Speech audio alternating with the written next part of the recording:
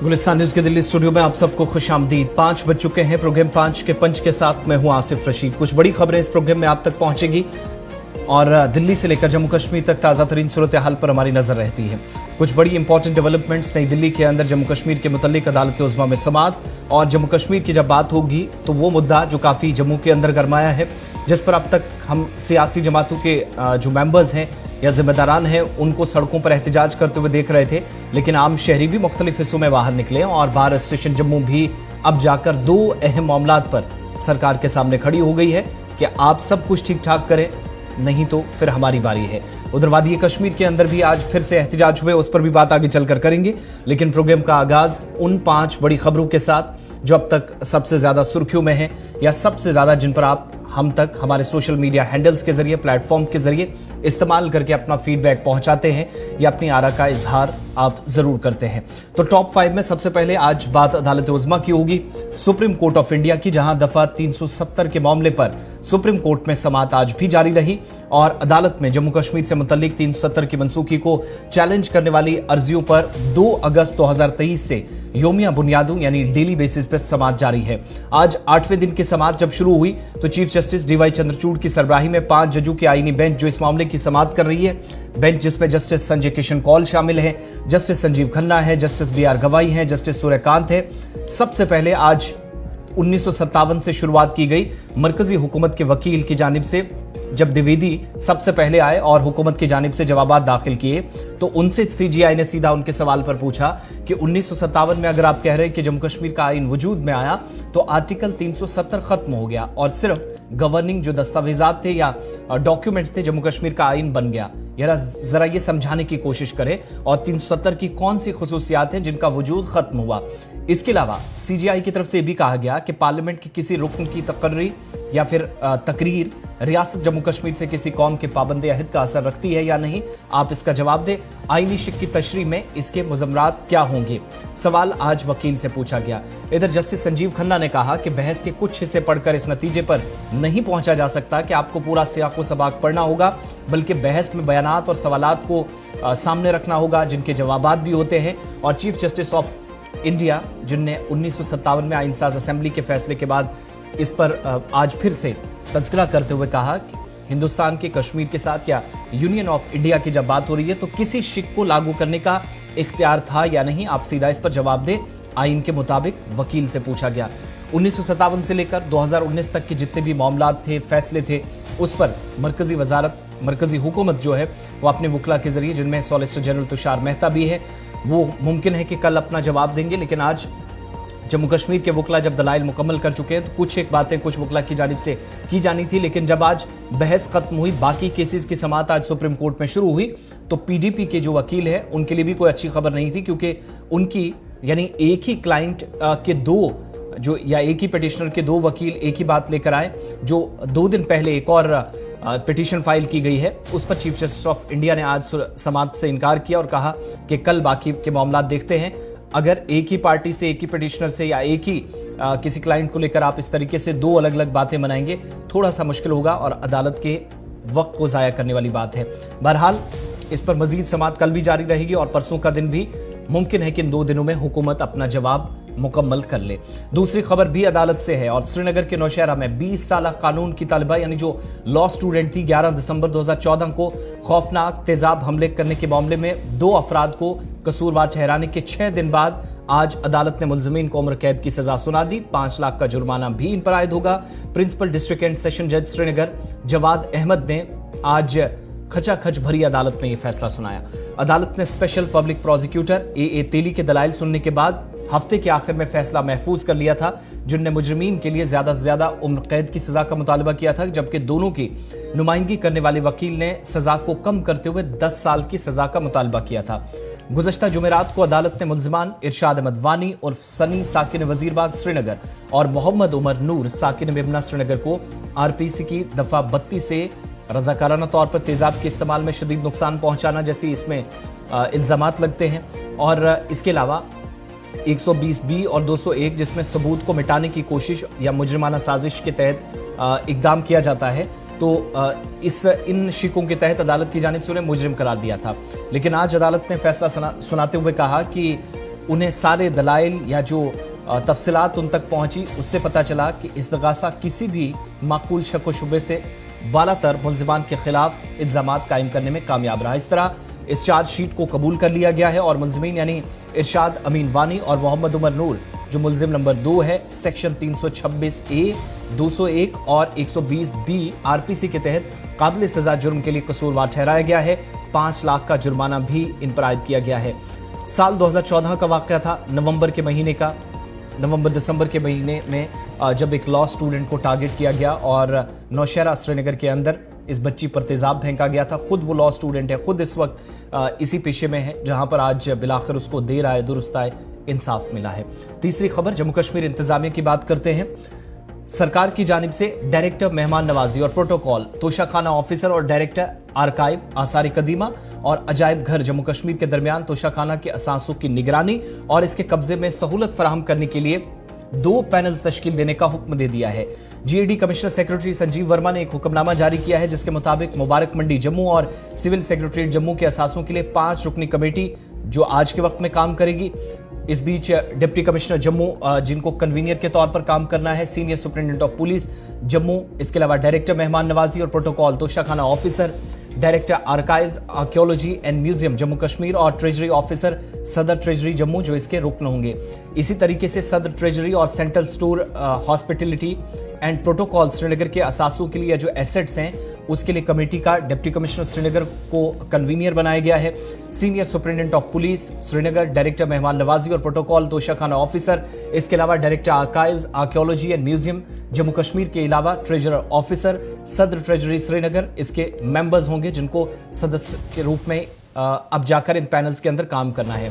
UT सरकार ने, आपको याद होगा कि पिछले साल 30 अगस्त को तोशाखाना तंजीम को खत्म कर दिया था, ऑर्गेनाइजेशन को खत्म किया था और इसके असासों को महकमा सकाफत या जिसको कल्चर डिपार्टमेंट कहते हैं उसको मुंतकिल करने का हुक्म भी दिया था। और तोशाखाना में जम्मू कश्मीर के साबिक डोगरा हुक्मरानों की शाही तहाइफ मौजूद हैं, कीमती नवादरात मौजूद थी और उन सारी चीज़ों का जो एसेट्स हैं सरकारी खजाने में कैसे इनका इस्तेमाल होता है, तकसीमकारी का अमल क्या है, कल्चर डिपार्टमेंट को कैसे बाद में जो जिम्मेदारी इंतजामी काउंसिल के इजलास की मंजूरी के बाद दी गई, उन सारी चीज़ों पर गौर खोज किया गया और अब जाकर कमेटी बनाई गई। 5 मेंबर श्रीनगर, 5 जम्मू के अंदर, यानी दोनों प्रोविंसेस के अंदर कामकाज देखेंगे। चौथी खबर आपको बताते हैं और बात अब जरा करते हैं जम्मू कश्मीर के अंदर उस मामले की जिस पर कल रात से ज्यादा हंगामा है। सांबा जिले में सरूर टोल प्लाजा पर युवा राजपूत सभा के एहतजाज के बाद टोल पोस्ट के करीब लोगों की नकलो हरकत बंद कर दी गई है। पुलिस ने फौजदारी ज़ाब्ता इखलाक यानी CRPC की दफा 144 के तहत टोल प्लाजा के अंदर और इसके पास सांबा के जिला मजिस्ट्रेट अभिषेक शर्मा की जानिब से दफा 144 का नफाज अमल में लाया गया। युवा राजपूत सभा के सैकड़ों कारकुनान जिन्होंने कल टोल प्लाजा को हटाने का मुतालबा किया था, जब इन्हें यहां से गिरफ्तार करके थाने ले जाया गया, उनने भूख हड़ताल शुरू कर दी है। तो दूसरी तरफ सांबा के अंदर भी आज एहतजाज हुआ, लोग सड़कों पर आए और एक एहतजाज के जरिए युवा राजपूत सभा की हिमायत का ऐलान किया गया। दूसरी जानिब जम्मू के अंदर बार एसोसिएशन भी सामने आए। जब लोग सड़कों पर आए उनको मुंतशिर करने के लिए पुलिस की जानिब से बड़ी कोशिशें भी हुई, नहीं मान रहे थे, उसके बाद समझाया गया। मुजाहिरीन कह रहे हैं कि टोल प्लाजा कवानीन की खिलाफ वर्जी है और बालाताक रखकर कवानीन को या जो गाइडलाइंस हैं उनको इस वक्त national highway authority of India लोगों को लूटने का काम कर रही है। तिजारती इदारों समेत कई दीगर तंजीमों के जो अरकान हैं वो भी सड़कों पर आ जाए और सिविल सोसाइटी सांबा भी धरना देकर पुलिस इंतजामी से अपील कर रही है कि ना जिन लोगों को रात देर गए गिरफ्तार किया गया है उनको भी छोड़ा जाए, FIR जो लगाई गई हैं वो भी खत्म की जाए और साथ ही साथ जो मामलात हैं उन पर मुशावरत जिस तरीके से की जा रही थी, पुरअमन एहतजाज चल रहा था, वैसे होनी चाहिए। आगे चलकर इस पर मजीद गुफ्तगू करेंगे, डिटेल वाइज आपके सामने खबर रखेंगे। लेकिन 5वीं खबर टॉप 5 में अगले 48 घंटों के दौरान भारत के लिए कुछ बड़ी खबरें आ सकती हैं और तारीखी दिन भी कल का साबित हो सकता है।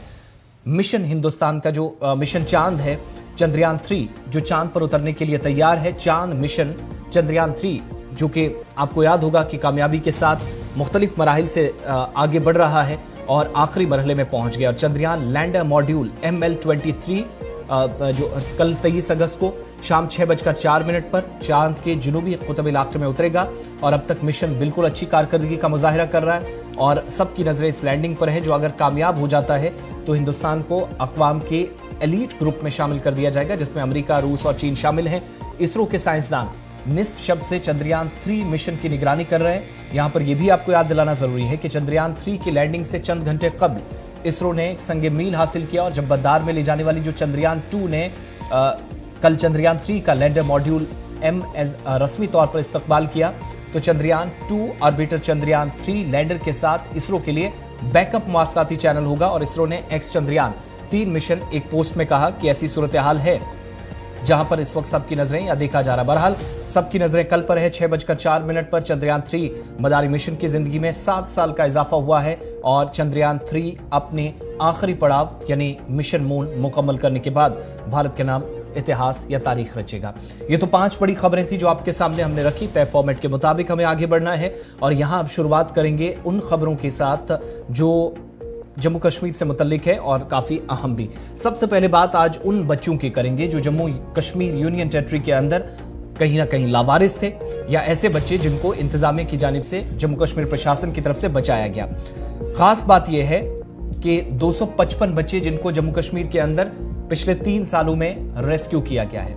इनमें अलग अलग डिस्ट्रिक्ट्स हैं, अलग अलग एरियाज हैं और रेस्क्यू करने के बाद इनको शेल्टर भी जम्मू कश्मीर प्रशासन ने, इंतजामिया ने प्रोवाइड किया है। इसके अलावा ये चीज भी आप देखते चले कि कुल मिलाकर बच्चों की जिंदगियां बचाने के बाद इनका मुस्तकबिल क्या होगा, फ्यूचर क्या होगा, कंसर्न अथॉरिटीज का, मुतलका हुकाम का मिशन वात्सल्य भी है, जिसके तहत पिछले 3 सालों के दौरान बच्चों को अलग अलग चाइल्ड केयर इंस्टीट्यूशंस में, जहां पर उनके न सिर्फ रखने का बल्कि इसके अलावा उनकी पढ़ाई और दीगर चीजें या जो बुनियादी सहूलियात उन्हें फराहम होनी चाहिए एक अच्छा शहरी बनने के लिए, इसके लिए भी कोशिश की है। सरकारी डेटा की तरफ चले जाएं, सरकारी आदादोशुमार की तरफ चले जाएं तो पता चलता है कि 759 बच्चे साल 2020 और 21 में जिनको जम्मू कश्मीर इंतजामिया ने बचाया और उसके बाद इनको शेल्टर किया। 579 2021 और 22 में, इसी तरीके से 817 बच्चे साल 2023 में, यानी 2022 के आखिरी कुछ महीने और 2023 के अभी ये जो महीने हैं इसमें इस तरीके से काम चलाया है। इसके अलावा 251 बच्चे जिनको अलग अलग जगहों पर रेस्क्यू किया गया है, जो स्ट्रीट लाइक सिचुएशन में थे, ऐसी कंडीशन में थे जहां पर शायद जिंदगियां तबाही के दहाने पर थी, लेकिन आहिस्ता आहिस्ता ही सही डिपार्टमेंट ने, कंसर्न अथॉरिटीज ने, मुतलकिन ने काम किया और इन बच्चों को बचाकर इनकी बाज़ाबादकारी के लिए रिहेबिलिटेशन के एक प्रोसेस के तहत इनके लिए इकदाम भी उठाए। 251 बच्चों में से 2021-22 में ही 246 बच्चे इन 5 सालों में अलग अलग जगहों से रेस्क्यू किए गए हैं। आज के वक्त में देखें, जम्मू के साथ साथ कश्मीर के अंदर भी जिस तरीके से काम करने की जरूरत थी उस पर कल किया जा रहा है और बच्चे न सिर्फ रेस्क्यू किए जाएं, इन्हें शेल्टर प्रोवाइड हो, अच्छे इंस्टीट्यूट्स में ये पढ़ सके, इनकी तालीम का खर्च सरकार उठाए और सरकार की तरफ से जो इनको मुराद दी जानी है एक स्पेशल स्कीम के तहत, बाद में जाकर कहीं पर इनको परेशानी ना हो, इनके बैंक खाते बनाकर वहां इनका पैसा महफूज रखा जाए, इसके लिए भी कोशिशें मुसलसल की जाती रही हैं। पे मजीद गुफ्तगू करेंगे और जम्मू की तो आदादोशुमार आपके सामने रखे ही, लेकिन जरा आपको कश्मीर भी लिए चलते हैं और इस पर मजीद बात करना इसलिए जरूरी है कि पिछले 1-1.5 साल के दौरान वादी कश्मीर के मुख्तलिफ हिस्सों के अंदर इस तरह के प्रोग्राम्स भी चले हैं और कंसर्न अथॉरिटीज़ ने ऐसे ऑपरेशंस भी अंजाम दिए हैं जहां पर बच्चों की जिंदगियां बचाई गई है और जून के महीने में या मई के महीने में भी कई ऐसे एग्जाम्पल्स हैं जो मैं आगे चलकर आपको बताऊंगा। लेकिन इस पर जो हमारे खास मेहमान हमारे साथ बात करेंगी डॉक्टर खैरुन्निसा, जो कि चेयरपर्सन है चाइल्ड वेलफेयर कमेटी श्रीनगर की, इस वक्त श्रीनगर से हमारे साथ ज्वाइन किए। बहुत शुक्रिया डॉक्टर साहिबा वक्त देने के लिए, हमारे साथ ज्वाइन करने के लिए प्रोग्राम में। सबसे पहला और सीधा सा सवाल, बच्चों की जिंदगियां बचें, उनका फ्यूचर अच्छा हो, कोशिशें आपकी तरफ से की जाती रही हैं, लेकिन एक सवाल लोगों की तरफ से आमतौर पर पूछा जाता रहा है कि फास्ट ट्रैक बुनियादों पर जैसे काम करने की जरूरत है। अभी भी बहुत सारे बच्चे हैं स्ट्रीट लाइक कंडीशंस में, वो हैं ऐसी सिचुएशन में जहां से उनको बाहर निकालना बहुत जरूरी है। वो आपकी नजर में क्या हो पा रहा आज? बिल्कुल, जैसा आपने पूछा फास्ट ट्रैक बेसिस पे ही हो रहा है। अगर आप लास्ट ईयर से अभी तक का सिर्फ श्रीनगर का डेटा मुझसे पूछेंगे तो अभी तक हम लोगों ने, चाइल्ड वेलफेयर कमेटी ने 58 बच्चों को रेस्क्यू किया और प्रॉपरली रिहेबिलिटेट किया। अगर हम इस साल की बात करेंगे, 2-3 ड्राइव्स हमने की एडमिनिस्ट्रेशन की तरफ से हॉटस्पॉट्स को आइडेंटिफाई किया गया, हम ऑन स्पॉट पहुंचे, हमने बच्चों को रेस्क्यू किया डिफरेंट सिग्नल से। जी। जो बच्चा मजदूरी में मुलव्वस थे या जो बच्चे बेगिंग में भीख मांग रहे थे सिग्नल्स पे, हम गए वहां, हमने बच्चों को रेस्क्यू किया और प्रॉपरली उनको रिहेबिलिटेट किया। और इंशाल्लाह आगे ये ड्राइव्स चलती रहेंगी और इंशाल्लाह फास्ट ट्रैक पे ही हो रहा है और होता रहेगा, और आप जल्दी चेंजेस देखेंगे। और हमें खुद भी ये चेंजेस समझ में आ रही है जब से हमने ड्राइव्स शुरू की है।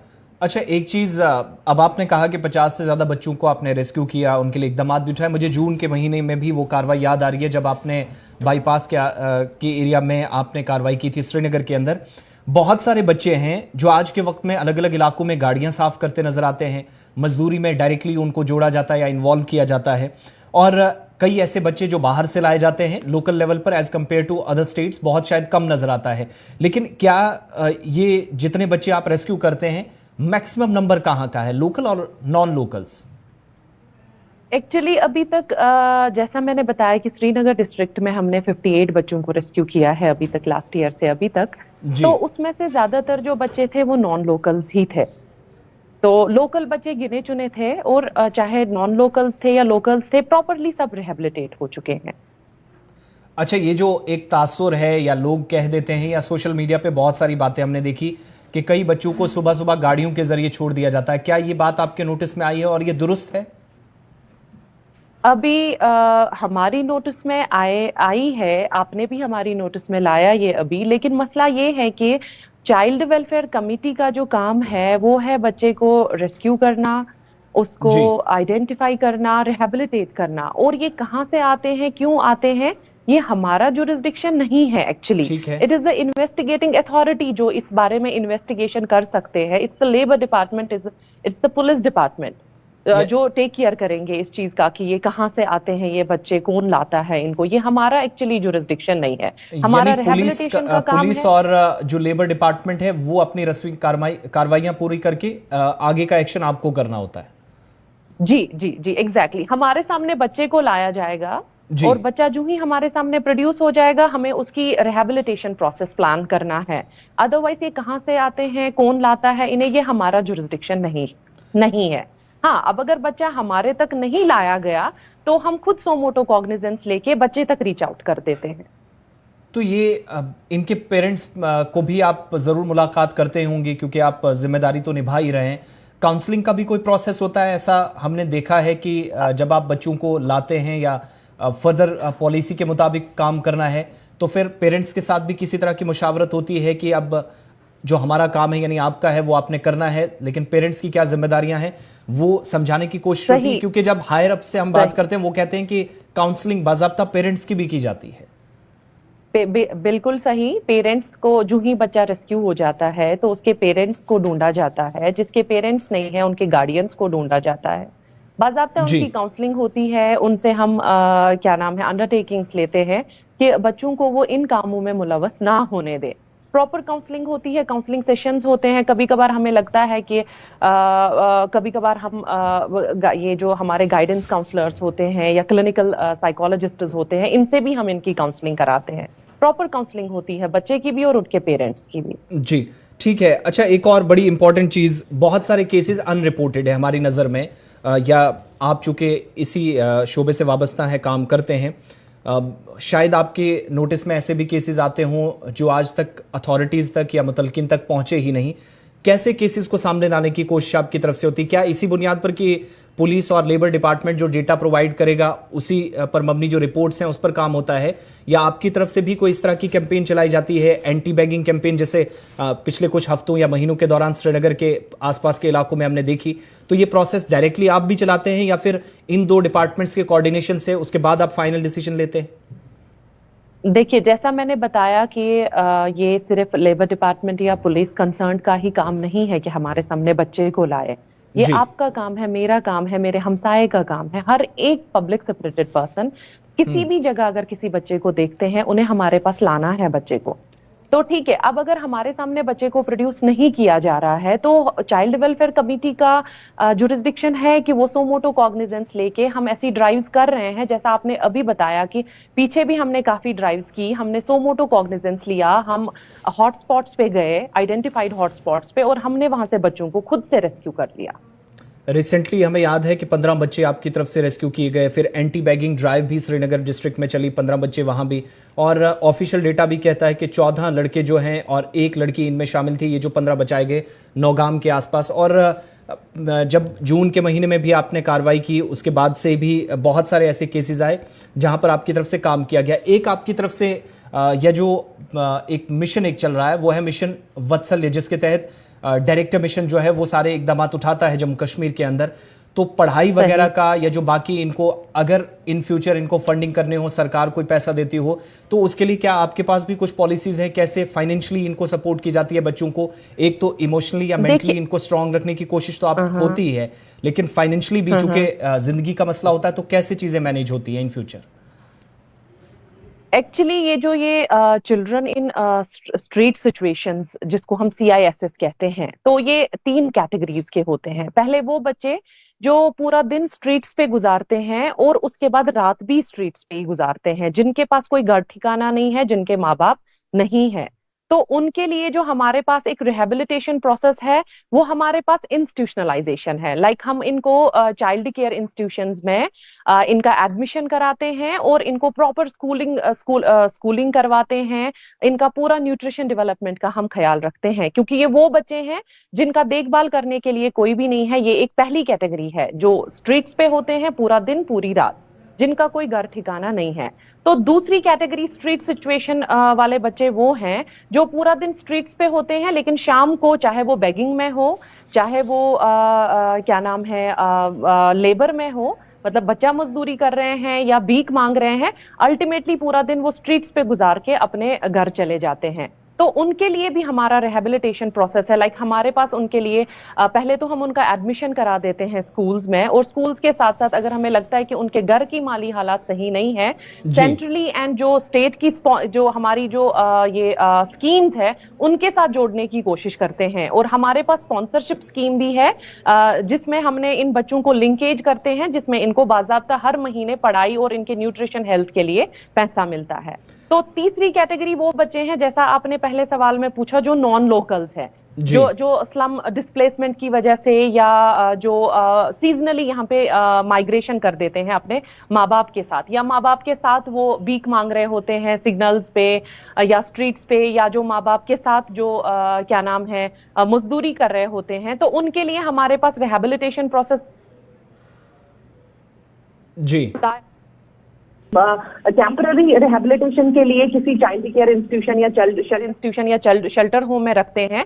और उसके बाद जब तक हम उनके जो जहां के वो कंसर्न्ड होते हैं, मतलब वहां की चाइल्ड वेलफेयर कमिटीज के साथ हम राब्ता करते हैं, तो उनके साथ इनकी लिंकेज करने की कोशिश करते हैं। अब अगर ये माइग्रेंट फैमिलीज है, हम यहाँ पे भी इनका रिहेबिलिटेशन प्रोसेस कर सकते हैं, लेकिन मैक्सिमम फैमिलीज को क्या मैंने देखा कि ये वापस जाते हैं। इनकी जो माइग्रेशन होती है ये सीजनल होती है, ये कुछ महीने यहाँ रुकते हैं, 1 महीना यहाँ रुकते हैं, ये बाहर के शहरों में चले जाते हैं। इनके लिए प्रोसेस, ये रिहेबिलिटेशन प्लान करना बहुत टफ हो जाता है। लेकिन जहां के ये होते हैं, मतलब एक्चुअल जहां से ये आए होते हैं, उनकी चाइल्ड वेलफेयर कमिटीज के साथ और डिस्ट्रिक्ट चाइल्ड प्रोटेक्शन यूनिट्स के साथ हमारा बिल्कुल राब्ता रहता है, और उनके साथ हम इनको लिंकेज करके इनमें मतलब स्पॉन्सरशिप्स के लिए या बाकी जो सेंट्रली या स्टेट ये जो हमारे स्कीम्स हैं उनके साथ लिंक करने की कोशिश करवाते हैं। स्कीम्स, पॉलिसीज और कैटेगरीज की बात की तो एक चीज जो हमारे जहन में अक्सर आती है कि क्या यूनियन टेरिटरी के पास इस वक्त इतनी स्पेस है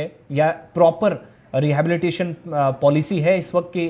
जितने बच्चे अभी 2000 के आसपास 3 सालों में, ये अलग अलग डिस्ट्रिक्ट्स की हैं, लेकिन पर्टिकुलरली अगर या इन जनरल अगर हम बात कर रहे तो इतनी स्पेस क्रिएट की गई है कि बच्चों को एक साथ रखा जा सकता है, एक साथ सारी फैसिलिटीज, कहीं पर मुश्किल ना हो बाद में जाकर। तो आज के वक्त में प्रॉपर रिहेबिलिटेशन का प्रोसेस जो आप कह रही हैं कि चलता है, इतनी स्पेस भी अवेलेबल है? स्पेस बिल्कुल अवेलेबल है। स्पेस से मतलब ये है कि हमारे पास अगर हम श्रीनगर डिस्ट्रिक्ट की बात करेंगे, जी। कम से कम हमारे पास 25 चाइल्ड केयर इंस्टीट्यूशंस है, हमारे पास शेल्टर होम्स है, हमारे पास स्पेशलाइज्ड एडॉप्शन एजेंसी है। अगर कोई बच्चा हम रेस्क्यू करते हैं जो 6 साल से कम का होगा तो उसे हम स्पेशलाइज्ड सा, जिसको हम शॉर्ट फॉर्म में बोलते हैं, स्पेशलाइज्ड एडॉप्शन एजेंसी, वहां पे उसको हम रिहेबिलिटेट करते हैं। अगर 6 साल से ज्यादा का बच्चा होगा तो उसे हम नॉर्मल सीसीआईज में दाखिला कराते हैं। तो बाकी स्पेस हमारे पास काफी है, और हमारा जो क्या नाम है, हर डिस्ट्रिक्ट जी। में government homes Parisa and Palash establish किए गए हैं, तो काफी फैसिलिटीज हैं होम्स में, एक और लास्ट काफी चीज, जगह भी है होम्स में। जी एक लास्ट चीज मैं आपसे पूछना चाहूंगा। आपने 3 अलग अलग कैटेगरीज बताई थी, जिसमें आपने लोकल्स और नॉन लोकल्स का भी जिक्र किया। तो बहुत सारे ऐसे बच्चे हैं, शायद इनमें लोकल्स ना हो, लेकिन आपके नोटिस में ये बात आई हो, बडगाम या श्रीनगर के पास पास वाले एरियाज में जहां ब्रिक लेन्स का काम इस वक्त भी जारी है, यहाँ पर हमारे प्रोग्राम्स में भी कई लोगों ने कॉल्स की कि बच्चों से काम लिया जाता है, पेरेंट्स जिस तरीके से काम करते हैं, लेकिन उसके साथ बच्चों की भी एक्सप्लॉयटेशन होती है। तो वो मामला भी शायद आपके सामने हो, उसमें कोई फर्दर डेवलपमेंट हुई है? एक्चुअली ब्रिकलिंस में अभी हमारा कोई विजिट नहीं रहा, बट जी। आपने जो मेरे जहन में ये डाल दिया कि ब्रिकलिंस में बच्चे हैं, तो नेक्स्ट विजिट इंशाल्लाह हमारा ब्रिकलिंस के की तरफ ही होगा, इन केस अगर ब्रिकलिंस श्रीनगर डिस्ट्रिक्ट में हुए, क्योंकि मेरा जी। जुरिस्डिक्शन सिर्फ श्रीनगर डिस्ट्रिक्ट का ही है। जितने भी लोग इस वक्त इसी गुलिस्तान तरीके न्यूज से पर मैं, या हमारे हाँ, सोशल मीडिया प्लेटफॉर्म्स पर, टेलीविजन स्क्रीन पर आपको देख रहे हैं, कैसे लोग आपके साथ राब्ता करें? सबसे आसान रास्ता या राब्ता करने का या रीच आउट करने का क्या तरीका है? अगर किसी के नोटिस में ऐसी चीजें हैं, बहुत सारे लोग अलग अलग एरियाज में देखते हैं, तो शायद आप तक सही। पहुंच ना सकें, रसाई मुमकिन नहीं है, कैसे पहुंचे, क्या तरीका कार रहेगा? अगर आम जनता से ये एक गुजारिश है कि अगर आप किसी भी जगह कोई भी चाइल्ड लेबर देख रहे हैं या चाइल्ड बेगिंग देख रहे हैं, तो आप हम तक एक टोल फ्री नंबर है चाइल्ड लाइन का, दैट इज 1098। आप इस पे कॉल करें, वो वहां पे बच्चे को रेस्क्यू के लिए आएंगे, आपकी आइडेंटिटी रिवील नहीं हो जाएगी, बच्चे को हमारे सामने प्रोड्यूस किया जाएगा। अब अगर आप ठीक 1098 है। को भी डायल ना करें तो कंसर्न्ड पुलिस जो है, कंसर्न्ड पुलिस के पास आप जाके इस चीज की इंफॉर्मेशन दे सकते हैं। बहुत बहुत शुक्रिया डॉक्टर खैरुन्निसा, जो कि चाइल्ड वेलफेयर कमेटी की चेयरपर्सन है, श्रीनगर से हमारे साथ ज्वाइन की थी। बहुत बहुत शुक्रिया आपका वक्त देने के लिए और इस अहम मौजू पर हमारे अहम सवालों के जवाब देने के लिए। बात उन बच्चों के हवाले से हो रही थी जो जम्मू कश्मीर के मुख्तलिफ हिस्सों के अंदर प्रशासन की तरफ से, इंतजामिया की तरफ से न सिर्फ रेस्क्यू किए गए हैं, बल्कि शेल्टर प्रोवाइड करने के लिए भी पिछले 3 सालों में काम हुआ है। बाज़ाबादकारी के लिए, रिहेबिलिटेशन के लिए भी एक प्रोसेस चला है, जिसके मुताबिक काम हुआ है। और खैरुन्निसा इसी पर बात कर रही थी, जो श्रीनगर और आसपास के एरियाज़ को देखते हैं, और अब उन्हें यकीन दिलाया है कि बहुत जल्द वो बडगाम या आसपास के एरियाज़ में जो ब्रिक लेन्स हैं, स्पेशली वहाँ पर जो बच्चों को के मुतालिक शिकायत, हमारे प्रोग्राम सलाम जीके में भी कुछ कॉल्स आई, और उन शिकायत का वो नोटिस भी लेंगी और अजाला करने की कोशिश होगी। आगे बढ़ते हैं और बात अब जरा करते हैं राजौरी की। बड़ी खबर इस वक्त सीमा प्रांत राजौरी से आ रही है, जहां पर Rajouri Poonch national highway, Rajouri Poonch highway को बंद किया गया है, क्योंकि यहां पर बताया जाता है कि एक मशकूक बैग मिला, कुछ ऐसी चीज मिली जो मुमकिन है कि शायद खतरनाक साबित हो सकती है। संदिग्ध चीज मिलने के बाद इलाके के अंदर सिक्योरिटी फोर्सेज ने सर्च ऑपरेशन शुरू किया और दोनों तरफ से ट्रैफिक को रोका गया है। पहली तस्वीर गुलिस्तान न्यूज पर राजौरी से आपके पास, जो राजौरी पुंछ हाईवे है, मंजाकोट का ये एरिया है, और मंजाकोट के इस एरिया में पुलिस और सिक्योरिटी फोर्सेज मौके पर मौजूद हैं। दोनों तरफ से ट्रैफिक को रोका गया है। बॉम्ब डिस्पोजल स्क्वाड को भी मौके पर तलब किया जा सकता है। इस पर बात करेंगे। जमशीद मलिक हमारे साथ गुलिस्तान न्यूज नुमाइंदा राजौरी से हैं। जमशीद, क्या स्टेटस है इस वक्त, क्या ताजा तरीन तफसीलात हैं इस वाकये के हवाले से आपके पास?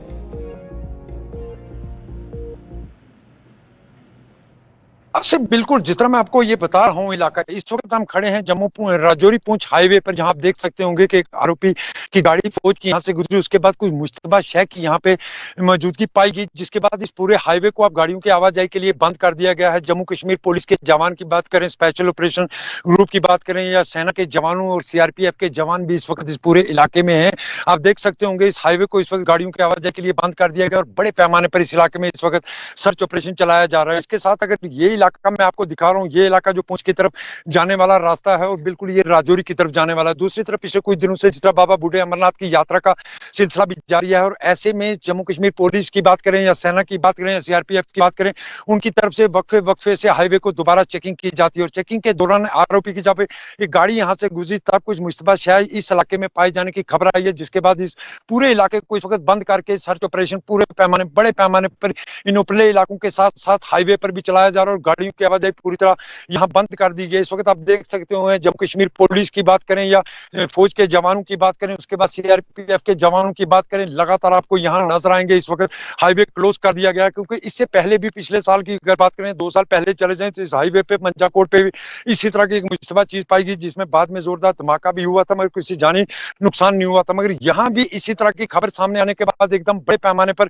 इस पूरे इलाके में सर्च ऑपरेशन चलाया जा रहा है और ये बताया जा रहा है कि इस इलाके में कोई मुश्तबा चीज है, जिसके चलते इसके बाद ये बड़े पैमाने पर जम्मू कश्मीर पुलिस की बात करें, सेना के जवानों की बात करें, उनकी तरफ से सर्च ऑपरेशन चलाया जा रहा है और जम्मू राजौरी पुंछ राजौरी हाईवे को गाड़ियों की आवाजाही के लिए बंद कर दिया गया है। आप देख सकते होंगे इस वक्त जरूर ये इलाका मैं दिखा रहा हूँ। हालांकि फौज की तरफ से लोगों से अपील भी की जा रही है कि वो दूर दूर रहें, पास नजदीक ना आए, क्योंकि ये इलाका पूरी तरह सीज किया गया और दूसरी जो फौज की पार्टी इनको आगे की तरफ रवाना कर दिया गया। आसिफ नहीं, अभी तक वो जगह आइडेंटिफाई नहीं हो पाई है, जिस कारण ये तलाशी अभियान बड़े पैमाने पर आप शुरू कर दिया है। जिस तरह मैं बता रहा हूँ, बम स्क्वाड के साथ साथ अब यहाँ स्पेशल डॉग्स जो हैं उनको भी बुला लिया गया। उसके बाद अब यहाँ जम्बर को दोबारा लाने की तैयारियां की जा रही हैं, क्योंकि इस इलाके में इस तरह की खबर आई है, जिस तरह जराये के हवाले से अभी जो हमारे पास खबर है कि एक नहीं बल्कि ज्यादा ऐसी चीजें मुश्तबा चीजें हैं जो इस इलाके में जम्बर ने कनेक्ट की, जिसके बाद इस इलाके को बंद किया गया। और इस वक्त मैं उसी स्पॉट पर हूँ। हालांकि इससे आगे हमें भी जाने की इजाजत नहीं दी जा रही, क्योंकि इस एरिया को पहले पूरी तरह सैनिटाइज कर लिया गया, तकरीबन हम ये कह सकते हैं। मगर इसके साथ वाले इस इलाके को सैनिटाइज करने का सिलसिला बड़े पैमाने पर यहाँ देखने को मिल सकता है। हालांकि जिस तरह मैं बता रहा हूँ कि कुछ दिनों से जब बाबा बूढ़े अमरनाथ की यात्रा भी चल रही है, मगर गाड़ियों को भी डाइवर्ट कर दिया गया है दूसरे रास्ते से जो पुंछ की तरफ जा रही है, और जम्मू राजौरी पुंछ हाईवे को इस वक्त बंद कर दिया गया। आसिफ, बहुत बहुत शुक्रिया तफसीलात फराहम करने के लिए। जमशीद मलिक हमारे साथ थे और अभी और वक्त लगेगा, जैसे ही क्लियरेंस मिलेगा फोर्सेस की तरफ से उसके बाद हाईवे को छोड़ा जाएगा, हाईवे पर दोबारा से ट्रैफिक चलने की इजाज़त दी जाएगी। फिलहाल राजौरी पुंछ हाईवे मंजाकोट के मकाम पर जहां मुश्तबा शय मिलने के बाद इस वक्त फोर्सेस ने सर्च ऑपरेशन एक बड़े पैमाने पर शुरू किया है और तस्दीक होने के बाद से ही शायद ट्रैफिक को दोबारा छोड़ा जा सकता है। दोनों तरफ से फिलहाल ट्रैफिक को एहतियाती तौर को बताते हैं। सरोर टोल प्लाजा का मुद्दा इतना गर्मा गया है कि युवा राजपूत सभा के जब जो वर्कर्स हैं या जो मेंबर्स हैं वो गिरफ्तार हुए, उसके बाद लोग सड़कों पर निकल आए और आज युवा राजपूत सभा के समर्थन में लोगों ने एहतजाज किया, प्रदर्शन हुआ। युवा राजपूत सभा ने भी भूख हड़ताल शुरू कर दी है। सरोर टोल प्लाजा को हटाने की मांग की जा रही है। सांबा के अंदर सरोर में जमा होकर लोगों ने आज एहतजाज किया। पुलिस मौके पर पहुंची, लोगों को समझाने की बड़ी कोशिश हुई। सांबा की तस्वीरें आपके सामने, लोग जहां पर जम्मू पठानकोट हाईवे पर बैठ गए काफी वक्त तक और उसके बाद धरने को खत्म करने के लिए पुलिस की जानिब से बड़ी कोशिशें हुई और कड़ी मुशक्कत के बाद सियासी और समाजी जो कारकुनान हैं, मुख्तलिफ तंजीमों के नुमाइंदे हैं, वो सड़क से उठे। और सबसे बड़ी बात यह है कि अब जाकर युवा राजपूत सभा के जो अरकान हैं वो पुलिस थाने में हैं, जिनको रात देर गए हिरासत में लिया गया था। दफा 144 का नफाज अमल में लाया गया है। सरोर टोल प्लाजा के आसपास पाबंदियां लगाई गई हैं, रिस्ट्रिक्शंस हैं, लेकिन सांबा के आसपास के इलाकों में भी सिक्योरिटी सख्त जरूर है। इन सब के बीच में पुरअमन माहौल में एहतजाज भी काफी ज्यादा किया जा रहा है। आज ये तमाम लोग सड़कों पर निकल आए और सरोर टोल प्लाजा को हटाने की मांग जो युवा राजपूत सभा ने सबसे पहले की थी उसको जायज ठहराते हुए सांबा के अंदर इस वक्त भी एहतजाज चल रहा है। सांबा से जो प्रदर्शनकारी थे, एहतजाजी थे, उनकी बात सुनेंगे और साथ ही साथ गुलिस्तान न्यूज नुमाइंदा ऋषि खजूरिया की रिपोर्ट। हम तुम्हारे साथ हैं। सांबा एकता जिंदाबाद, डोगरा एकता जिंदाबाद, सांबा एकता जिंदाबाद, दुग्गर एकता जिंदाबाद। देखिए, हम यही कहेंगे कि युवा राजपूत सभा ने जो कॉल दी थी वो बिल्कुल जेन्युइन थी। वो सभी महजब जातियों के लिए थी, सभी डोगरा समाज के लिए थी, क्योंकि टोल प्लाजा जो सरोर है ये गैर कानूनी है और इसको हटाने के लिए, इसे बंद करने के लिए कॉल दी थी। और रात को आपने देखा होगा कि गैर कानूनी तरीके से उनको डिटेंशन किया गया है, वो सरासर गलत है। हम यही कहते हैं कि वाजिब उनको रिहा किया जाए और जल्दी से जल्दी एलजी साहब इसके बंद करने का आर्डर निकाला जाए ताकि ये बंद हो और ये समस्या खत्म हो। और हम ये कहना चाहते हैं कि ये तानाशाही तरीके से जो जम्मू के डोगरों को चलाने की कोशिश कर रहे हो, दबाने की कोशिश कर रहे हो, ऐसा नहीं होना चाहिए। हमारी यही रिक्वेस्ट है कि एलजी साहब आर्डर निकालो, टोल प्लाजा बंद हो और हमारे यूथ जो डिटेन किए हैं उनको बाइज्जत रिहा करो। कल बड़े पीसफुल तरीके से एक प्रोटेस्ट किया जा रहा था, बिना किसी ऑब्स्ट्रक्शन के, बिना किसी डिस्ट्रक्शन के, लेकिन शायद कुछ राजनीतिक लोगों को ये रास नहीं आ रहा था, या उन्होंने अपने पर्सनल बेनिफिट के लिए या अपनी राजनीतिक रोटियां सेकने के लिए रात के अंधेरे में एक पीसफुल चलने वाले प्रोटेस्ट को रोकने की जो कोशिश की और युवा राजपूत सभा के मेंबर्स को डिटेन किया गया बिना किसी कसूर के, बिना किसी कानून के उल्लंघन करने के बावजूद। और अब उनको डिटेन करने के बाद जो अलग अलग तरीकों से हरास किया जा रहा है उनकी हिम्मत तोड़ने के लिए कि ताकि वो इस मुहिम से अपना पैर पीछे ले। लेकिन मैं उन सबको ये बताना चाहती हूँ, ये सिर्फ एक मुहिम नहीं, ये एक सोच है, ये एक बदलाव है, ये एक जंग है। जो लोकतंत्र भारत का आज खतरे में है, जो खत्म होता जा रहा है, उसको दोबारा से स्थापित करने के लिए जो बीड़ा उठाना चाहिए था हमारे उन राजनेताओं को, जिनको हमने वोट देकर नेता तो बनाया, लेकिन वो सिर्फ अपनी जेबें भरने में, अपने घरों को, अपने महलों को बनाने में बिजी रहे, लेकिन लोगों की सुध तक नहीं ली। और आज जब लोग जागरूक हो चुके हैं, युवा राजपूत सभा का धन्यवाद देती हूँ कि जिन्होंने ये मुहिम शुरू की और लोगों को जागरूक किया और एक मत पर लाया, एक मंच पर लाकर अपने हकों को कैसे हासिल किया जाए, ये जो शुरुआत की गई है, इस शुरुआत को वो नहीं रोक सकते। स्पष्ट मैसेज है, ये जो हमारे भाई जिनको अरेस्ट किया है इनको बिना जमानत के छोड़ा जाए और जो टोल लगा हुआ है, जो जजिया टैक्स लगा हुआ है डोगरा समाज के ऊपर, ये हटाया जाए। और इसके साथ साथ मैं अपने सांबा वालों को, आज पूरा जम्मू संभाग सांबा की तरफ देख रहा है और सांबा की रणभूमि पे हमारे भाइयों को अरेस्ट किया गया है और सांबा के अंदर ही पुलिस लाइन में आज वो बैठे हुए हैं। तमाम सांबा वासी, तमाम जम्मू वासी जोरदार संघर्ष के साथ प्रोटेस्ट करें, इसी के साथ हमारे संघर्ष को बल मिलेगा। भारत माता की जय। ये अगर आज शाम तक इसका हल नहीं होता है, हमारे जिला सांबा के सरपंच, पंच, पीआरआई मेंबर, बीडीसी, डीडीसी जो है वो सब मिलकर कल सुबह 12 बजे डीसी सांबा को अपना पंचायत का जो हमारे पीआरआई मेंबर हैं वो अपना इस्तीफा देंगे और हम प्रधानमंत्री की द्वारा बनाई हुई पंचायतों का जो सशक्तिकरण 73 और 76 की अमेंडमेंट जो की गई है उसके खिलाफ हमारे लोगों के साथ अगर जैसी जद्दोजहद होगी, अगर ऐसी डिक्टेटरशिप होगी तो हम इसको कतई बर्दाश्त नहीं करेंगे।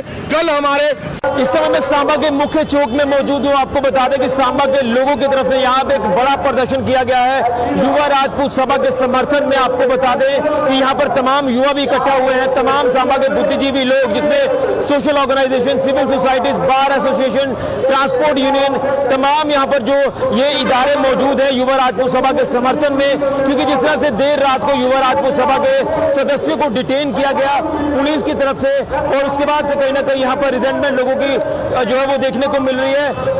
जिला सांबा प्रशासन के खिलाफ, पुलिस प्रशासन के खिलाफ की बिला वजह उनको जो है डिटेन किया गया, जो कि पीसफुल प्रदर्शन जो है टोल के विरोध में कर रहे थे रोड साइड पर, लेकिन उसके बावजूद भी जो है उनके ऊपर एफआईआर लॉन्च की गई है।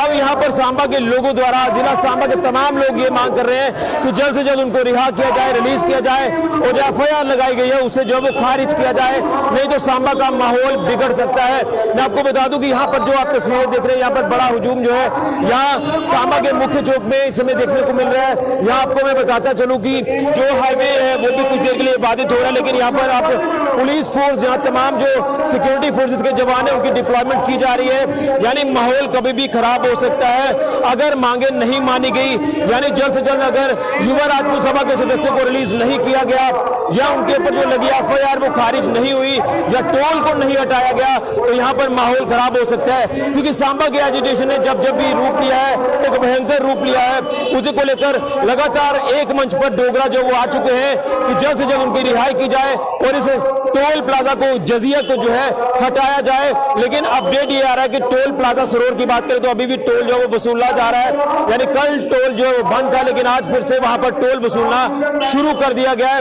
ये जम्मू के लोगों के हित में नहीं है, ये खिलाफ में है और उसी को लेकर एक बड़ी रिजेंटमेंट यहाँ पर युवाओं द्वारा, तमाम सांबा के लोगों द्वारा यहाँ पर जो वो शो की गई है।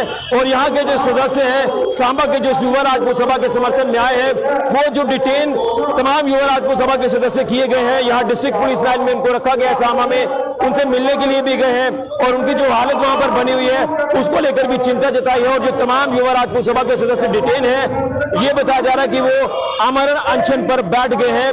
यानी जिस तरह से उन्होंने ये ऐलान कर दिया है कि हम मरण वर्त पर जो है वो चले जाएंगे, तो वो चले गए हैं। पुलिस द्वारा जो उनको फैसिलिटीज दी जा रही है, खाने की और भी व्यवस्था, उनको एक्सेप्ट नहीं किया जा रहा, क्योंकि ये वो कह रहे हैं कि हमारा कसूर क्या था, हमने पीसफुल प्रोटेस्ट किया जम्मू के लोगों के हित में।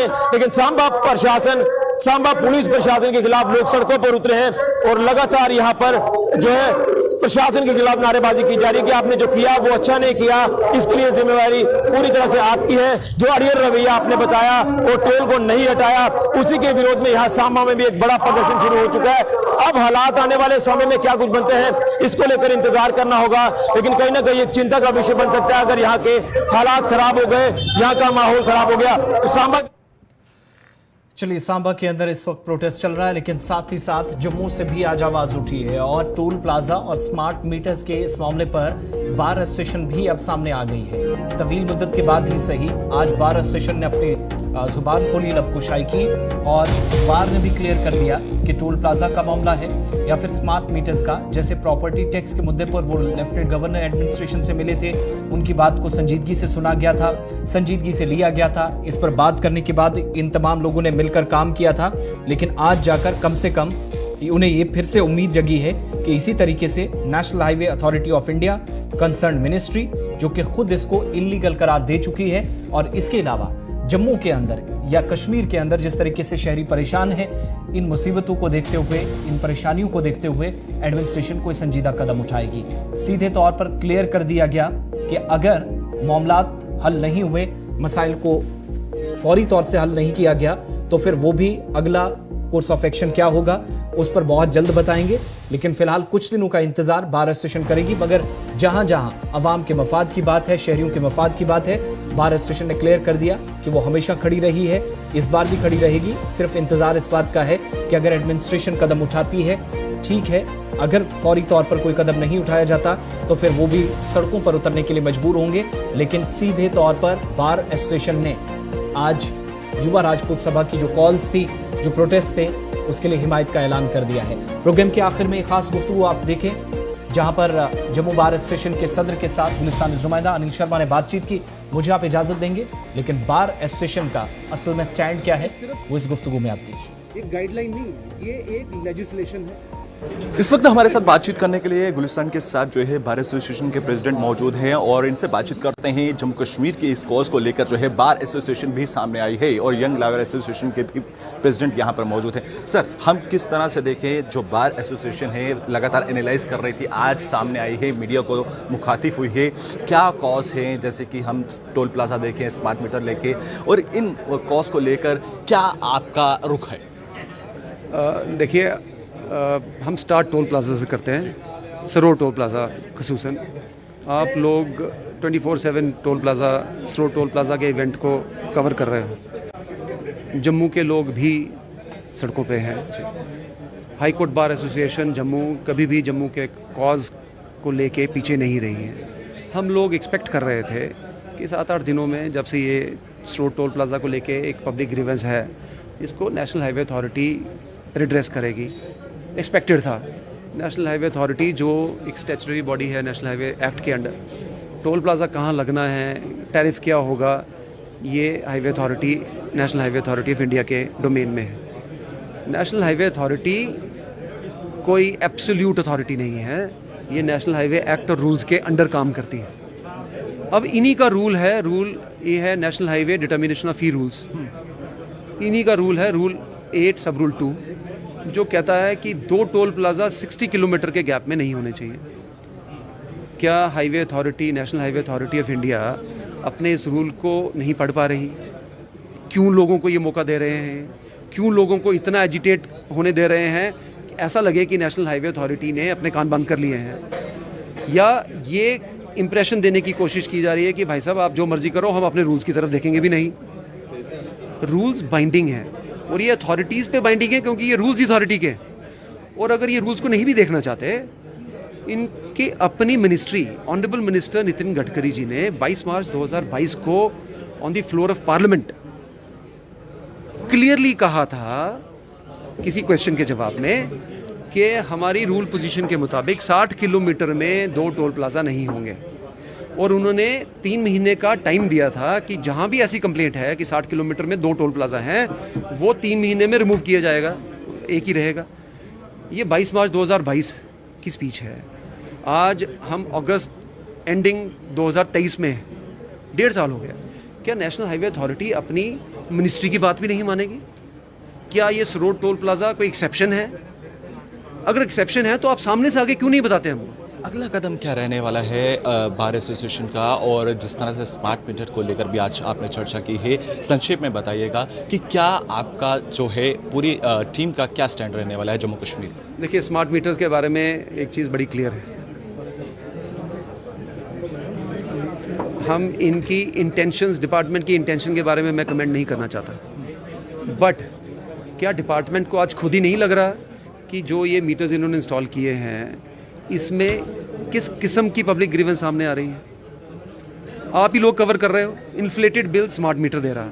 अगर इन्फ्लेटेड बिल स्मार्ट मीटर दे रहा है और वो अमाउंट ड्यू बता रहा है आउटस्टैंडिंग जितने यूनिटी कंज्यूम नहीं हुए, मसला अभी मैंने आप लोगों के सामने, हमारे एक सीनियर लॉयर है Ravinder Sharma ji, farmer additional advocate general रहे हैं, उन्होंने मेरे को आज सुबह एक बिल थमाया है अपने घर का कि 208 के करीब यूनिट कंज्यूम हुए हैं, इन्हीं का बिल कह रहा है स्मार्ट मीटर का, 34,000 कुछ रुपए उसका ओपनिंग बैलेंस बिल बता रहा है, और 1,96,000 रुपया अमाउंट ड्यू बता रहा है for the month of July 2023। ये कैसे जस्टिफाई करेंगे? और अगर इस किस्म, देखिए आपको देखना है कि 100 यूनिट्स में से कितनों में इन्फ्लेटेड बिल आ रहा है, और अगर इस किस्म से इन्फ्लेटेड बिल है तो फिर आपको ये मानने में क्यों तकलीफ हो रही है कि कहीं ना कहीं हो सकता है स्मार्ट मीटर में भी फॉल्ट हो? अंतिम सवाल जी, इन सब काउस के लिए बार एसोसिएशन कितना जो है सपोर्टिव रहेगी जम्मू की और जम्मू कश्मीर की जनता के लिए? देखिए, कितना सपोर्टिव, क्या क्वेश्चन है। हम सपोर्ट कर रहे हैं। आज आपको हमने तकलीफ इसलिए दी कि हम लोग एडमिनिस्ट्रेशन को, ऑनरेबल एलजी साहब को, जिन्होंने पहले भी हमारा ग्रीवेंस सुना, प्रॉपर्टी टैक्स को लेके भी हमारी इनपुट्स ली, और मैं एक्सपेक्ट कर रहा हूँ उसमें भी कुछ पॉजिटिव जो है वो निकल के आएगा। सपोर्ट जम्मू की कॉज को है, जम्मू की ग्रीवेंस, जम्मू के लोगों की जेन्युइन ग्रीवेंसेस, जहाँ उनकी एक्सपेक्टेशन है बार एसोसिएशन से। हाई कोर्ट बार एसोसिएशन ना तो पहले कभी पीछे रहा है, ये आप लोगों के पास हिस्ट्री रिवील करती है, ना आज कभी कोई कोताही करेगा। Jammu J&K high court bar association Jammu पूरी तरह से जम्मू के कॉज को लेने के लिए हमेशा से तैयार है, तैयार रहेगा। नहीं आता है तो उसके बाद क्या रुख रहने वाला? देखिए, मैं पेसिमिस्ट नहीं हूँ, I am full of optimism. हमने अभी सांबा के इशू पे, आप लोगों ने भी देख लिया, सांबा के इशू पे विद इन 2 डेज़ हमारी पीसफुल रिक्वेस्ट मान ली गई, वो ग्रीवेंस रिड्रेस हुई, वकील हैप्पीली आज वापस है। वकील out of their own free वोल्यूशन सड़कों पे जाके तो खुश नहीं है, सड़कों पे जाके तो कोई खुश नहीं है। हर कोई यही एक्सपेक्ट करता है कि अगर वो टैक्स पेयर्स हैं तो उनको वो फैसिलिटीज़ जिसके वो इंटाइटल्ड हैं, या वो ग्रीवेंसेस जिनकी रिड्रेसल अथॉरिटीज़ को करनी चाहिए, वो घर बैठे हो। But next course of action क्या होगा, that will be only after we get a response from the authorities and the administration. I am hopeful, let's see it generate some positive result from the national highway authority, and for that even if we have to write to the honourable minister road transport, we'll do that as well. But I'm sure that when High Court Bar Association Jammu has taken up the cause, there will be something positive and fruitful that will emerge. चलिए, बहुत बहुत शुक्रिया बातचीत करने के लिए। तो आपने देखा कि गुलिस्तान से बातचीत करते हुए साफ तौर पर बार एसोसिएशन के प्रेसिडेंट ने इस वक्त ये कहा है कि हम उम्मीद करते हैं कि national highway authority of India और ट्रांसपोर्ट मिनिस्ट्री इसको लेकर कोई बड़ा स्टेप ज़रूर उठाए और जनता के और जम्मू कश्मीर के इन कॉज को ज़रूर सुनवाई की जाए। गुलिस्तान न्यूज़ के साथ वीडियो